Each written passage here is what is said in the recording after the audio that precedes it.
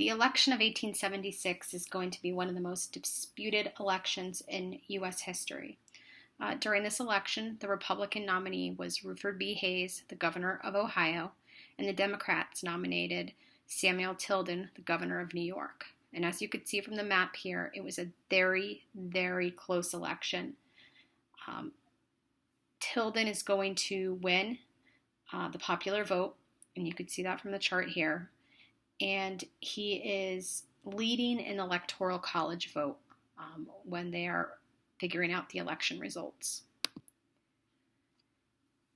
There's 3 states that Tilden was going to need, though, in order to win the electoral college vote, which is what matters in a presidential election.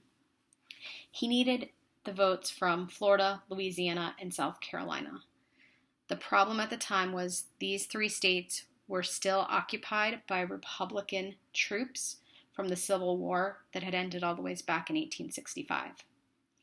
So after the election results are calculated, both sides, the Republicans and the Democrats, are going to claim victory in the 3 states, Florida, Louisiana, and South Carolina. Because there wasn't a clear winner, Congress is going to create a special congressional commission to resolve the situation and figure out who won. The commission at the time is going to have more Republicans than Democrats on it. And even though it was obvious that Tilden had won in those 3 states, the commission wanted to give the election to Hayes anyway. And the Democrats in Congress are very angry about this. They said they would protest the results. So in order to have a clear winner from the election, a compromise is going to have to be made. So the Democrats and Republicans come together, and they are going to name the Republican candidate Hayes president, even though he didn't really win.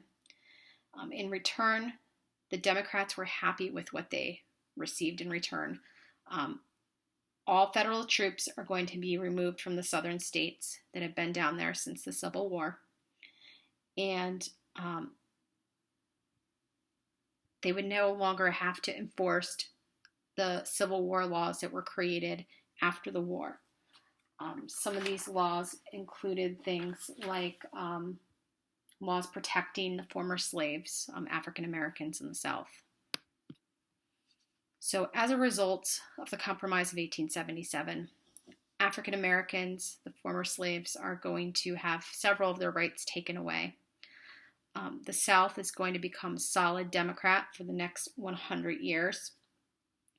And Southerners are going to hate Republicans even more because of this compromise. So up until the 1960s, 1970s, the South will be solid Democrat in every election.